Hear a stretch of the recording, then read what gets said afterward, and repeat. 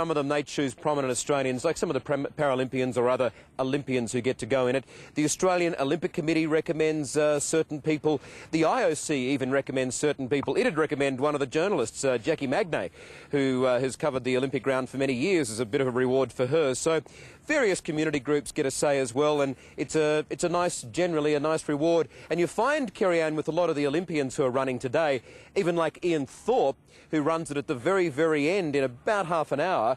And I never knew this. He'd never run with the torch before. He's always been busy training, getting ready for an Olympics, and didn't have time, or in fact had never been nominated to run. I thought he might have run in the Sydney relay 8 years ago, but hadn't. So it's a nice reward for guys like that as well. Indeed. I know during the week there has been a bit of controversy, not only about the security, but the cost of the security, coming with apparently a $4 million price tag. Did that get much currency in your meetings?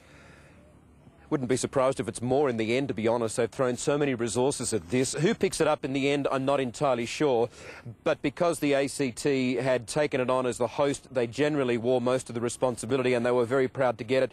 BOCOG, which is the Beijing Organising Committee, picks up a lot of the logistics of it on the road, so it's a fairly shared cost. Wouldn't be surprised if it's a bit more than that, though, Kerry-Ann. Indeed. So it's about another 30 minutes away till we see the final leg, and Ian Thorpe will be lighting carrying the torch as the very last runner? Yep, he will be. And I've just made a phone call down to the crowd there. There's a place called Stage 88 at Commonwealth Park where it's going to end up, Kerry-Ann. The crowds are apparently extraordinary. Damien Ryan, my colleague from 9 News, is down there. He had to get a police escort through the crowds, believe it or not. So all the crowds that were down around at the start of it have moved en masse down there. Mostly, again, the China supporters, many of the students who've been bussed in, they're all down there with their big flags. And another great shot there of the torch being carried as it nears the end of its journey, Kerry-Ann. Yeah, and a wonderful journey this morning, I think, as Australians, and certainly people from Canberra. It's been done very well. You know, we had best ever Olympics, and I've got to say, I think we've had best ever torch relay, the most peaceful, the most picturesque, I think, and the most harmonious.